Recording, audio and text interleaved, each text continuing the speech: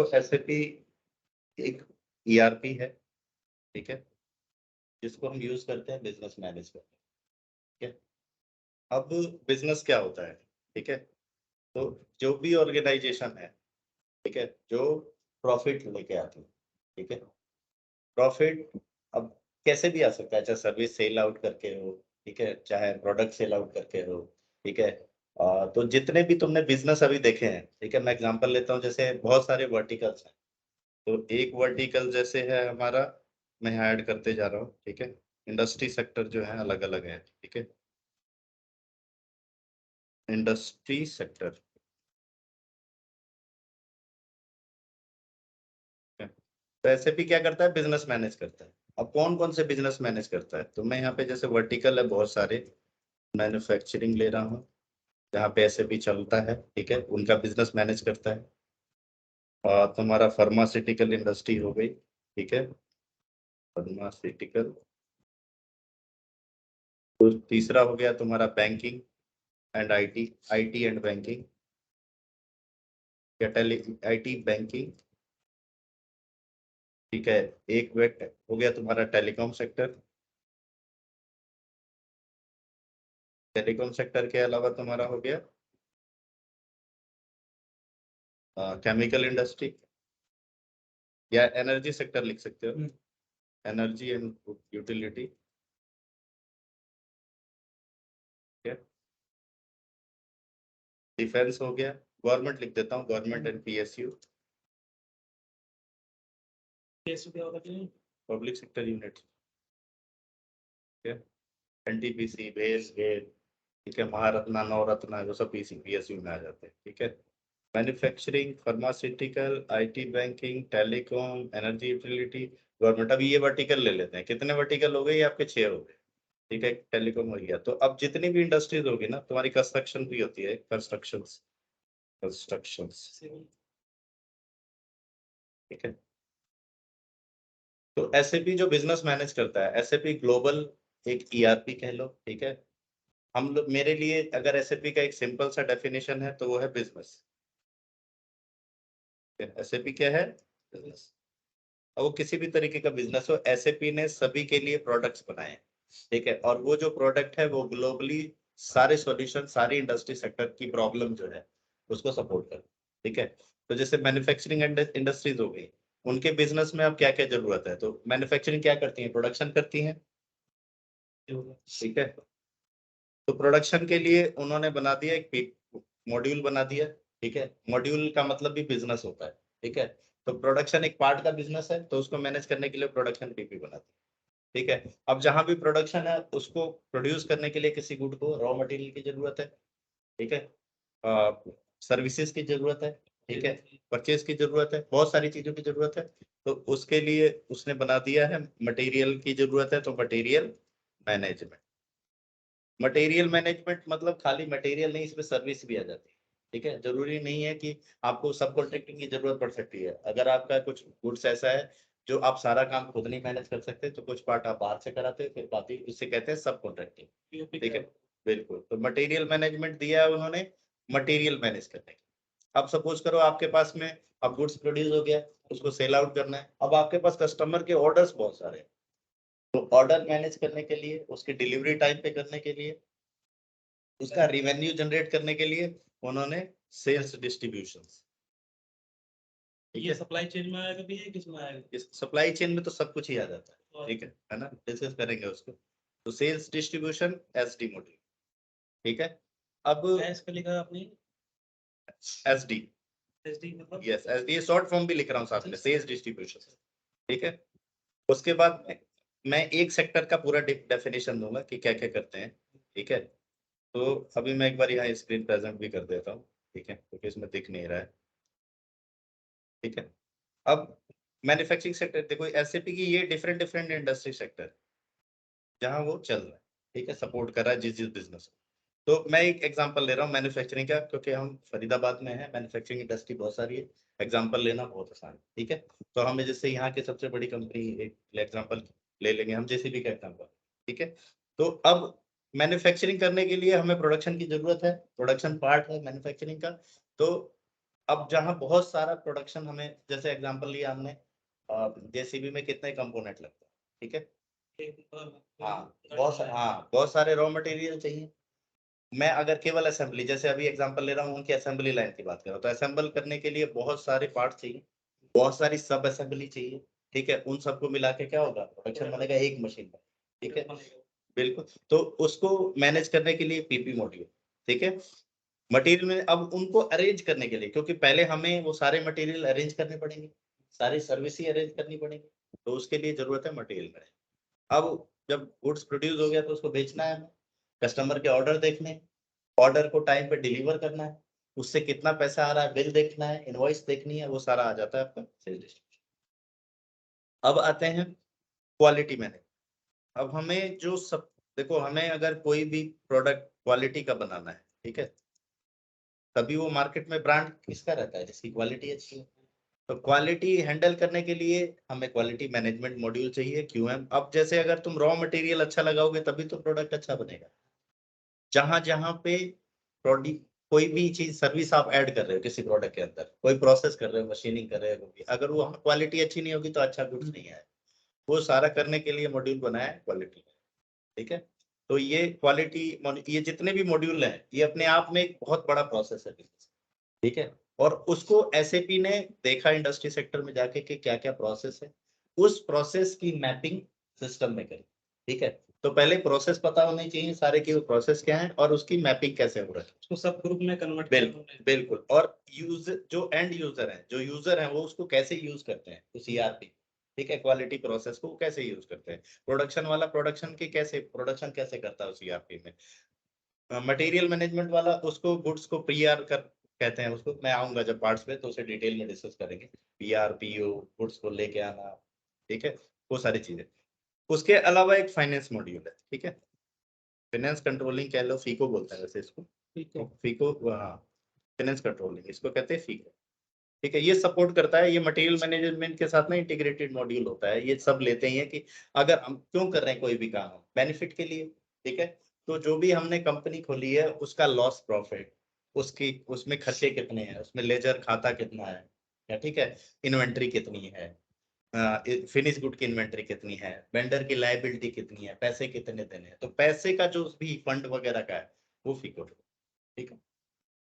ये एक basic module हैं जो मैंने लिखे हैं, जो लगभग लगभग एक अच्छी इंडस्ट्रीज में होते हैं, ठीक है। और ये डिपेंड किस पे करेगा, जैसे भी किसी भी कंपनी को अपना बिजनेस मैनेज करना है, उसने एसएपी पार्टनर को बुलाया है कि मेरा ये बिजनेस है, आप बताइए मुझे किस चीज की जरूरत है, तो वो उनका पूरा बिजनेस देखता है, फिर उनकी प्रॉब्लम के अनुसार वो सजेस्ट करता है कि आपके पास में ये मॉड्यूल्स की जरूरत है, ठीक है। इसके अलावा भी ये बहुत बेसिक मॉड्यूल लिखे हैं मैंने। इसके अलावा एसएपी के 400 प्रोडक्ट है, ठीक है, अलग अलग। अब जैसे मान लो कई जगह सेफ्टी बहुत जरूरी है, ठीक है, तो सेफ्टी का भी मॉड्यूल होता है ईएचएस, ठीक है। कई जगह एम्प्लॉइज बहुत ज्यादा है, उनकी ट्रेनिंग कैसे करानी है, उनकी अटेंडेंस कैसे देखनी है, उनकी सैलरी कैसे करानी है, वो सारी चीजें देखनी है, तो सक्सेस फैक्टर भी यूज होता है। सक्सेस फैक्टर पहले एचआर मॉड्यूल था, अब ये सक्सेस फैक्टर बहुत अच्छा टर्म है, हर मॉड्यूल का अपग्रेड मॉड्यूल भी आ गया है, ठीक है। तो ये सक्सेस फैक्टर है, और पहले ये एचआर मॉड्यूल होता था कि कैसे वो करना, एचआर का पार्ट होता है, ठीक है। तो इस तरीके से एक इंडस्ट्री को जो जो भी उनके प्रोसेस में था उसको मैनेज करने के लिए एसएपी ने क्या दिया हुआ है, एक, हाँ, एक मॉड्यूल। मॉड्यूल का मतलब भी होता है बिजनेस, ठीक है।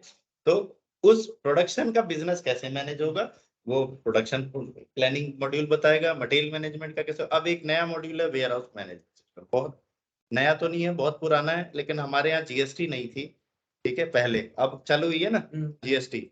तो क्या होता था, वेयर हाउस मैनेजमेंट मॉड्यूल, इसको डब्ल्यू, तो क्या होता था पहले हम लोग टैक्स, कैसे कंट्रियां टैक्स बचाने के लिए कंपनियां जो क्या करती थी, अब जैसे सपोज करो मेरी कंपनी, पहले क्या होता था, एक टैक्स लगता था सीएसटी, याद आ रहा हो, 2%। अगर आप इंटर स्टेट क्रॉस करोगे, एक राज्य से दूसरे राज्य में जाओगे, तो आपको 2% देना पड़ेगा। अब उसको बचाने के लिए लोग क्या करते थे, छोटे छोटे से जगह ले लेते थे, गोदाम ले लेते थे, स्टोर ले लेते थे, और वहीं पे गुड्स रखते थे, ठीक है। तो जैसे सपोज करो कि मैं, जैसे एक एग्जांपल लेता हूँ, मैं, मेरी पहली कंपनी थी भिवाड़ी, ठीक है, ठीक है। अब भिवाड़ी के बाद फरीदाबाद से उसको गुड चाहिए, दिल्ली से चाहिए, ठीक है, यूपी से कर लेता हूँ, उत्तर प्रदेश से चाहिए, मैं 3 राज्य का एग्जाम्पल लेता हूँ। अब जैसे सपोज करो मैन्युफैक्चरिंग यूनिट यहाँ है, उसके सप्लायर यहाँ है, अब उन लोगों को जब भी यहाँ से देंगे तो 2% का एक्स्ट्रा टैक्स देना पड़ा, ठीक है।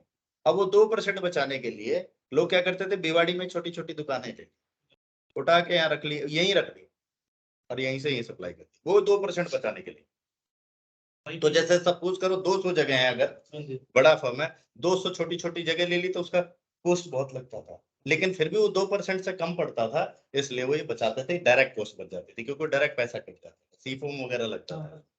तो उस अब वेयर हाउस मॉड्यूल की ये बाहर बहुत चलते थे, जहां जहां जीएसटी है, जहां टैक्स स्ट्रक्चर बहुत अच्छा है, तो अभी टैक्स स्ट्रक्चर कॉमन करने की वजह से वेयर हाउस बनने अब स्टार्ट हो गए। रीजन कि अब 50 जगह कोस्ट ना लेके आपने पूरे 4 नॉर्थ, साउथ, ईस्ट और वेस्ट को सपोर्ट करने के लिए केवल 4 बड़े वेयर हाउस खोल लिए, ठीक है, 200 ना बना के 4 बनाए, और आप वहीं से गुड सप्लाई करो। तो वो 50 जगह का जो किराया था, आने जाने का खर्चा, ट्रांसपोर्टेशन, वो सब मैनेज, सर्विस, बंदों की सिक्योरिटी मनी, वो जैसे लोगों की सैलरी, वो सब बचा के अब वो उनको बेनिफिट हो गया। तो उन्होंने क्या किया, वेयर हाउस कॉमन कर लिए। तो अब वेयर हाउस की जरूरत इंडिया में पड़ गई है जीएसटी आने के बाद, तो बहुत सारी कंपनियों ने डब्ल्यूएम मॉड्यूल लगा लिए हैं, बहुत सारी कंपनियां भी लगा रही हैं, ईडब्ल्यूएम भी आने वाला है। तो डब्ल्यूएम बहुत पुराना मॉड्यूल है। इसकी जरूरत क्या होती है कि जैसे सपोज करो आपको गुड्स, वेयर हाउस का काम क्या होता है, स्टॉक को मैनेज कर, ठीक है। अब स्टॉक मैनेज करना क्यों, तो जैसे सपोज करो कि अगर मैं रिटेल हूँ, वेयर हाउस बहुत तरीके के होते हैं, उसमें बात करेंगे बाद में। तो मैं सेल करता हूँ डायरेक्ट, जैसे मैंने उसका एग्जांपल ले लिया फ्लिपकार्ट का। अगर मेरे पास इन्वेंट्री नहीं होगी तो मैं सेल नहीं कर सकता, ठीक है, तो मेरे को गुड्स रखना पड़ता है सेल आउट करने के लिए, वो डिफरेंट तरीके का वेयर हाउस होता है। अब मान लो मेरे को प्रोडक्शन करना है और मेरे पास गुड्स ही नहीं, रॉ मटेरियल ही नहीं है, बहुत सारा रॉ मटेरियल है, अगर मैं उसको मैनेज नहीं करूंगा तो मैं सही तरीके से गुड्स प्रोड्यूस नहीं कर, ठीक है। ज्यादा भी हाँ, आना चाहिए, कम बिल्कुल। कम भी तो आना मैन्युफैक्चरिंग करने के लिए मुझे स्टोर रॉ मटेरियल तो रखने हैं, वो रखूं कहाँ, तो रखने के लिए जगह चाहिए। और अगर उसको सही से नहीं रखा, अगर मान लो रेफ्रिजरेशन काइंड का गुड है, ऐसा गुड है जो गर्मियों में खराब हो जाता है, इलेक्ट्रॉनिक, तो उनको रखने के लिए मुझे डिफरेंट टाइप की हैंडलिंग चाहिए, तो उसके लिए डिफरेंट तरीके का वेयर हाउस चाहिए। तो एक ये बहुत मॉड्यूल अभी चल रहा है, मैं 5-6 सालों से अभी इस मॉड्यूल में जब से आया हूँ, मैं इसी में हूँ, क्योंकि इसमें अभी धीरे धीरे धीरे स्टार्टिंग जीएसटी से हुई, तो बहुत ज्यादा। तो डिपेंड करता है, ईआरपी जो होती है, जैसे एसएपी ईआरपी है, वो बिजनेस को कैसे सपोर्ट करेगा, ठीक है। तो ये गुड्स मैनेज करता है, मटेरियल हैंडलिंग मैनेज करता है, इन्वेंट्री मैनेज करता है, इन आउट मैनेज करता है, और ये इंटीग्रेटेड है इन सारे मॉड्यूलों से। प्रोडक्शन बेस्ड वेयर हाउस में पीपी से इंटीग्रेटेड है, क्योंकि ये रॉ मटेरियल सप्लाई करेगा ये, ठीक है। सेल्स के लिए अब ये फिनिश गुड सप्लाई करेगा सेल्स वाला, ठीक है, एफसी कहते हैं बिल्कुल फिनिश गुड, ठीक है। क्वालिटी के लिए अगर क्वालिटेटिव आइटम होगा तो उसका पहले इसके साथ इंटीग्रेटेड है।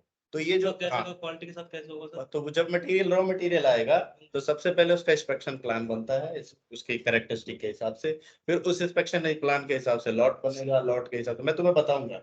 मैं ये सब इसलिए बता पाऊंगा तुम्हें 4-5 मॉड्यूल, क्योंकि मैं अकेले कंपनी में था जहां पे डब्ल्यूएम फुल इंटीग्रेटेड। तो डब्ल्यूएम फुल इंटीग्रेटेड होने की वजह से मुझे उसका बीपी के साथ, एमएम के साथ, एसडी के साथ, क्वालिटी के साथ ये प्रोसेस पता है। और ऐसा बहुत कम मिल पाता है कि एक बंदे को सारी नॉलेज, बट काम करते हुए एटलीस्ट ईआरपी का प्रोसेस पता चल जाए, ठीक है। तो एसएपी बिजनेस मैनेज करता है। मैंने अभी मैन्युफैक्चरिंग का एग्जांपल लिया है, तो मैन्युफैक्चरिंग का ये जो मॉड्यूल है, बेसिक मॉड्यूल है, इसके अलावा भी बहुत सारे मॉड्यूल है, ठीक है। मैं अभी उस पर नहीं जा रहा, कभी स्टार्ट करेंगे। तो ये एक बेसिक अंडरस्टैंडिंग थी कि एसएपी क्या है, ठीक है। तो ये एसएपी का ओवरव्यू हो गया एक मैन्युफैक्चरिंग के लिए कि एसएपी करता क्या क्या है। अब इसमें जो आते हैं कैरियर प्लान, ठीक, एसएपी में। हाँ, कि कैरियर्स क्या क्या है। अब होता है ना यार, कोई भी काम करने जा रहे हैं तो उसमें कैरियर क्या क्या है, ठीक है। तो एक लेवल होता है एंड यूजर।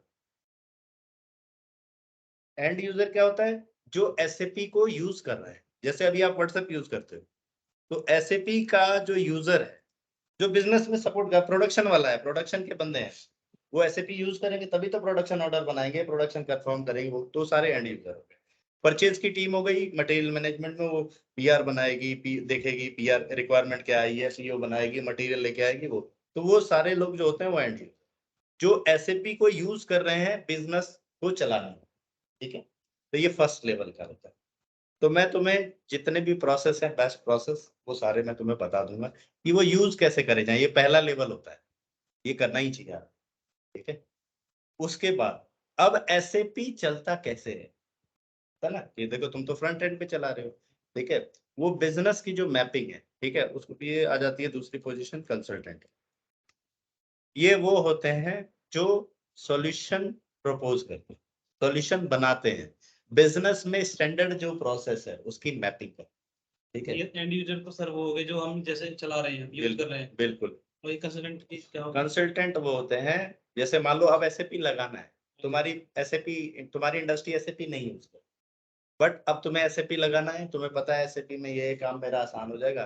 तो जो एसएपी तुम्हारे बिजनेस को समझ के उस प्रोसेस के हिसाब से मैप करके, और जो प्रोसेस मैप नहीं हो सकते उसके लिए क्या सॉल्यूशन वो बनाएंगे, है ना, उनको कंसल्टेंट, ठीक है। जो इनिशियल में डेवलप करें बिल्कुल आपकी बिल्कुल। कंपनी। अब हाँ बिल्कुल, अब मैं देखो कंसल्टेंट बहुत तरीके के होते हैं, मैं एसएपी कंसल्टेंट लिख देता हूँ। जो डॉक्टर हैं वो कंसल्टेंट होते हैं, वो क्या है, हेल्थ से रिलेटेड तुम्हारी समस्याएं सुनते हैं, तुम्हें सलाह देते हैं, दवाई लिखते हैं, जो, ठीक है।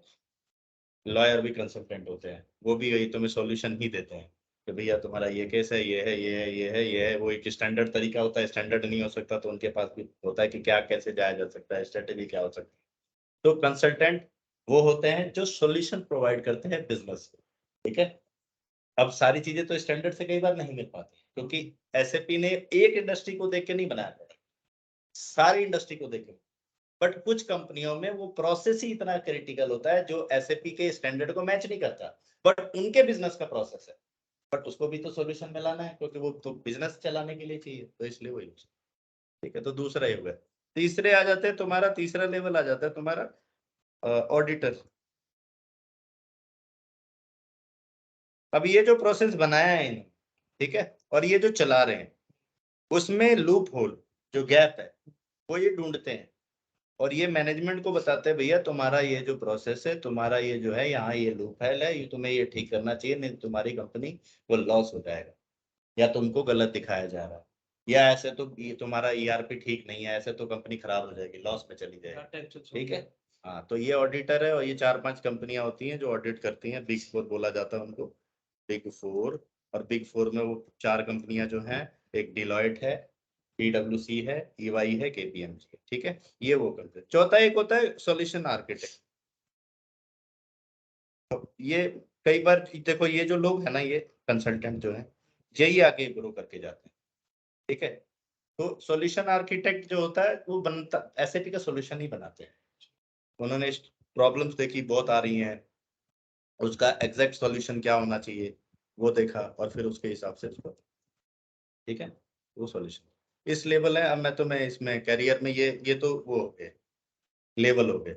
अब इसमें देखो इनकी जो सैलरीज होती है एंड यूजर की, वो डिपेंड करता है कि उनकी उनका बिजनेस, उनकी कंपनी कैसी है। तो लिमिटेड हो सकती है, प्राइवेट लिमिटेड हो सकती है, एमएनसीज हो सकती है, गवर्नमेंट सेक्टर होता है, क्योंकि चला सभी रहे ऐसे भी, देखिए यहाँ पे मैंने दिखाया ना सबका, ठीक है। तो उस कंपनी का जो बेसिक स्केल, ठीक है, जो एसएपी चला रहे हैं, उसके हिसाब से उनका सैलरी रेंज होता है, ठीक है। तो एंड यूजर की सैलरी जो होती है वो बिजनेस के स्ट्रक्चर पे डिपेंड करती है। उसके अलावा अगर एसएपी का बहुत यूजर है, अच्छा है यूजर है, तो उसको पैसे उस हिसाब से इंडस्ट्री के हिसाब से मिलती है, ठीक है। तो इसका जो रेंज है ये कंपनी के उस पर डिपेंड करता है, ठीक है, कंपनी के पेइंग स्केल पे डिपेंड, स्केल पे डिपेंड, ठीक है। दूसरा एसएपी का बेनिफिट ये मिलता है कि वो क्योंकि प्रोजेक्ट्स में जाता है, ठीक है, प्रोजेक्ट में कंट्रीब्यूट करता है, तो उसका एक अलग से होता है, तो उसको जो भी उनका रहता है अपना इंटरनल, उसको चाहे सुपर यूजर में ले लें, चाहे चैंपियंस में ले लें, चाहे ईआरपी टीम में ले लें उसको सपोर्ट करने के लिए, ठीक है। तो उसके हिसाब से उसका सैलरी रेंज रहता है। बट मैं मिनिमम फैक्टर, जैसे मैंने अपना स्टार्ट किया था, मैं बताता हूँ, तो मेरे को पहली एंट्री जब मिली थी तो मेरी सैलरी 20,000, ठीक है, वो फ्रेशर था मैं, ठीक है। तो मैं वही मान के चलता हूँ कि 20,000 25,000 ये डिपेंड करता है कि उसका बेसिक लेवल क्या है फर्स्ट। अब जो कंसल्टेंट है वो डायरेक्ट फ्रेशर, जो बड़ी कंपनियां हैं वो जब कैंपस से हायर करती हैं तो वो उनको सिखाती हैं पहले यार, फिर वो कंसल्टेंट बनते हैं 3-4 साल बाद। ये जो एंड यूजर होते हैं, जब ये 3-4 साल एसएपी चला लेते हैं, ठीक है, और फंक्शनल बोलते हैं उनको, तो जो वो बड़ी कंपनियां हैं वो फ्रेशर नहीं लेके, क्योंकि पहले मैंने क्या बताया तुम्हें, काम आना चाहिए, पहले तो बिजनेस है ना, उसके बाद एसएपी है। तो तुम्हें वो काम आना चाहिए पहले। तो क्या करते हैं, पहले फंक्शनली हायर करते हैं। तो जैसे मैं परचेज में था, मैंने 3 साल काम किया, 3 साल के करीब, 2.5 साल के करीब। तो उसमें मुझे पहले मैंने एसएपी क्या चलता है, कैसे चलता है बिजनेस में, कैसे गेट गेट एंट्री क्या है, गेट आउट क्या है, स्टोर कैसे काम करता है, क्वालिटी कैसे काम करता है, प्रोडक्शन कैसे काम करता है, परचेज में क्या क्या काम होता है, वो सारा काम मैंने सीखा। फाइनेंस के साथ कैसे जाता है, बिल कैसे पास होता है, उसको पैसे कैसे मिलते हैं। तो वो काम आने के बाद फिर वो उन फंक्शनल को हायर करते हैं और फिर उनको एसएपी की ट्रेनिंग देते हैं। ठीक है, उसको एज ए कंसल्टेंट बिल्कुल बिल्कुल। फिर उनको ट्रेनिंग देते हैं, फिर वो जब प्रोजेक्ट करने लग जाते हैं कंसल्ट, तो कंसल्टेंट की सैलरी का कोई रेंज नहीं। ठीक है, क्यों? क्योंकि ये बिजनेस को क्या करते हैं, बिजनेस समझते हैं, उनको सॉल्यूशन प्रोवाइड, और सॉल्यूशन प्रोवाइड जैसे तुम देख लो, हार्ट स्पेशलिस्ट है उसकी सैलरी क्या है, ठीक है, नॉर्मल एक सर्जन है उसकी सैलरी क्या है। तो ये डिपेंड करता है कि किस कंपनी को वो कौन सा सॉल्यूशन दे रहा है। तो ऐसे कंसल्टेंट भी हैं और ऐसे मॉड्यूल भी हैं, उनकी क्रिटिकलिटी कितनी है बिजनेस को ईआरपी की, और लोग कितने हैं, सप्लाई डिमांड हर जगह की है। मैं तो कंसल्टेंट जो है, तो मैं एवरेज जो है वो 4 लाख से लेके, और मैंने जो देखा है वो 1 करोड़ तक के भी कंसल्टेंट देखे। तो ये उनका एनुअल इनकम। ऑडिटर इनका, हाँ इनका फिक्स होता है, क्योंकि एक नॉमिनल टाइम के लिए जाते हैं, प्रैक्टिस बनाया जाता है कि इतने टाइम पे ऑडिट होगी। तो इनका जो है वो मिनिमम जो 20, हाँ 20 लाख 25 लाख के करीब का इनका रहता है ईयरली पैकेज। ठीक है, और 50 तक भी रहता है।